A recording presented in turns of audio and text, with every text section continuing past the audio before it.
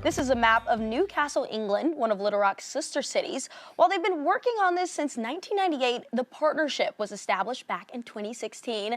Now they're crossing the pond for cultural exchange and joint initiatives. Members of the commission are in the natural state visiting from Newcastle this week, so let's welcome Councilman John Stokel-Walker of Newcastle, Newcastle Sister City Liaison Anthony Woods-Waters, and Little Rock Sister City Chairman Edward Haddock. Thank you so much for being here today. Thank you for having us. Delightful. And it's been wonderful learning more about your culture. How did this all get started? What's the history? I know you were one of the founders. Yeah, I'm married to an Arkansan. And I used to run the youth service over in Newcastle. And a friend of mine said, why don't we take an exchange over to Little Rock? Because you've got the connections there. So we brought over 24 young people in 1998. They're so impressed. The people that they met, the following year, Mayor Jim Daly asked us to come over with our Lord Mayor from Newcastle, and we signed the friendship agreement.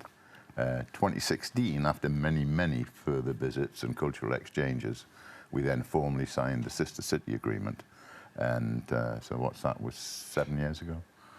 No, more than that, 9 years ago, sorry. And it's gone from strength to strength. It's, a 27-year-old relationship. And now Anthony is our liaison from Newcastle. So I'll hand over to him. Well, my association with Sister Cities actually goes back to 2008. At that time, I was the chief executive of a community development organisation in the area, actually, which John represents, which is one of the most disadvantaged neighbourhoods in Newcastle. My organisation primarily focused on community development and the complex issues that unemployed people face. So that's about skills, it's about confidence, literacy, numeracy, and some of the issues such as domestic abuse and food insecurity. So my to-in and fro-in, and this is my 6th or 7th visit to your beautiful city, primarily focused on issues around how we share information, how we share practice. I retired 2 years ago and was happy, in fact delighted, to take up the role of co-liaison, which is organising the incoming and outgoing delegations. So currently, we're pursuing strands, obviously, that have been going on for some time. So the focus of this visit was to further the relationship between an organisation called 7 Stories, which is in fact our national centre for the children's book, and organisations here in Little Rock. So CALS, the Dolly Parton Imagination Library, and the Museum of Fine Art. So we're looking at a specific project which will be the production of a children's book which celebrates the relationship between our cities. Wow.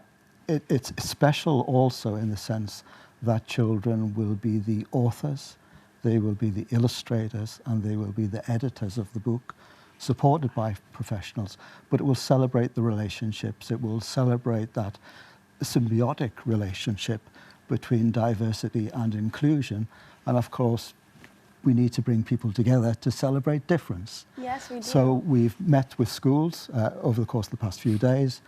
We're securing support and involvement from schools, both sides of the pond, as you called it, and developing an action plan, actually, with the intent to produce the book by the end of the next academic year, which is fantastic, and I think, we all look forward to that. In terms of a personal involvement, I'm the trustee of an organisation back in Newcastle which supports children, young people and families. And we've been working with our house on a joint initiative which is around, again, sharing information, intelligence, but actually volunteering in each of our cities.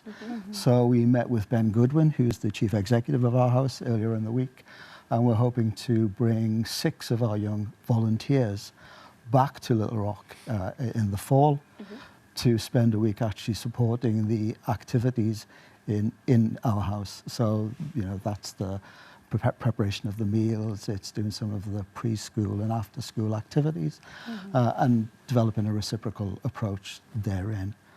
I don't know if I've missed anything. In terms of, we love our house. We've worked with them before Fabulous. too. Edward, what did you want to show them as they came to visit and make sure that you guys are working on these projects in this week? Great. Well, it's been an amazing relationship, and I think as the photos showed that were up on the screen recently, we recently had a youth exchange. So it was really time to bring them over and really focus on youth literacy. We know youth literacy rates are challenging here in Little Rock, so we kicked off Reading in the Rock today with the summer reading program, as well as we're looking to just harness that relationship and build further integration. So University of Arkansas Medical Science has an educational exchange that we're really keen on developing with Newcastle upon Tyne, and their time here has been really truly valuable to develop deeper relationships with all our institutions so we can give Little Rock more of a cultural diversity and awareness globally. It sounds And amazing. many years of this partnership, as we mentioned earlier. Over the years, has there been anything about Little Rock that sticks out to you, maybe similarities or differences between Newcastle? In the very early days of this relationship in 2001, I wrote a piece for a newspaper in Newcastle, which was about the similarities. And at the time, we had 5 bridges, you had 5 bridges. We had Sting, you had Johnny Cash. We had various actors, you had Billy Bob Thornton. Yes. And it was just lots and lots of examples. But really, since then, the relationship has gathered pace. I mean, for example, we had an exchange of students on one semester from UALR to Northumbria University in Newcastle. So they'd come over and study and then reciprocate. We brought over some young people from a socially deprived area of Newcastle for the 60th anniversary of the Little Rock Nine. And actually, ex-President Bill Clinton gave a shout out to them. And these kids stood up and I was like, whoa, we are superstars, you know. I mean, it's a fantastic relationship. And of course, I come over here on a very regular basis to meet my American family, my Arkansas family. In fact, I went up to Conway on Sunday when I first arrived to go and see my mum-in-law, who's 97 and a delightful lady. So my heart is here, to be honest. This is my second home from Newcastle. And then try and instill that in the likes of Tony, and he's taken that on board. So he now is taking over the running of this, which I'm very glad to see. And you know, he's younger than me, so he'll continue it for some time. Yes. Well, I'm sure we'll have you all back when, coming in the next coming months as you get this together, but it's some great developments that you all are putting together. Thank you so much for joining us You're very today. welcome. Yeah, thank you. It's a pleasure, thank you. Yeah. Thank you. And safe travels back. When are you expected Thank to you. leave? Well, I leave on Tomorrow. Friday. Well, we're happy We'll you be took here time all out of your day. busy schedule to Yeah. come see us Safe today. travels. Thank you. Thank you.